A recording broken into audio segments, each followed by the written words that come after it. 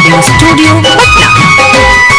तोरा याद में अखियाँ रोई जब शादी तोहर होई, माना तू बाती गोरी ना रही अपन कोई रे मर जाई, छोड़ के जइबू हो मरल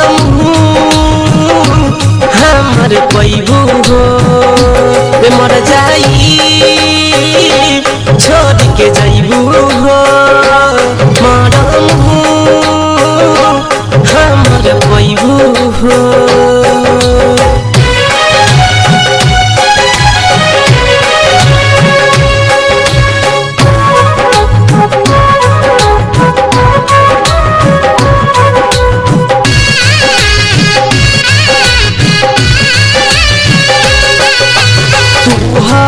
बचपन के प्यार हो तू हाँ जीवन हो, आस बतुहर बन बदल है तू हमर दुल्हन हो।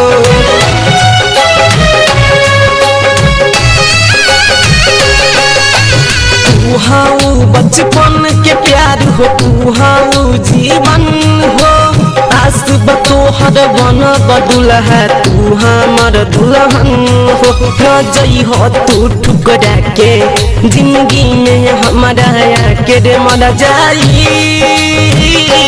छोड़ के जइबू हो मरल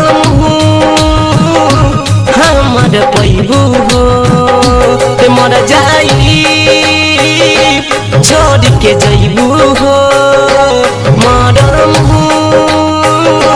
हमर पैबू हो।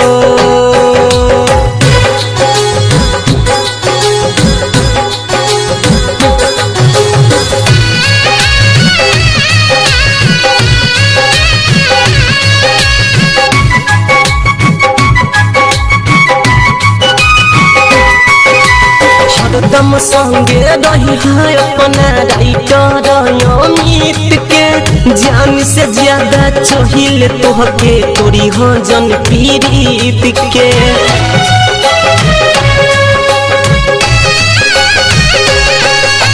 हरदम संगे रही है अपना राइटर अमित के, जान से ज्यादा चाहिए तोहके तोरी हो जन पीड़ित के। रूपे सन सहे पाई जानू हो तोहर जुदाई रे मर जाई, छोड़ के जइबू हो मरल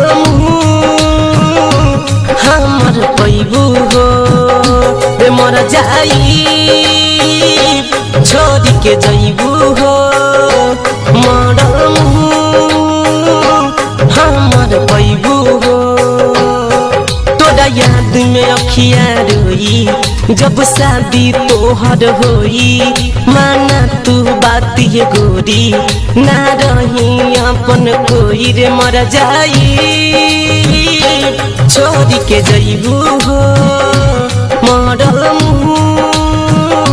हमर पैबू हो रे मर जाई,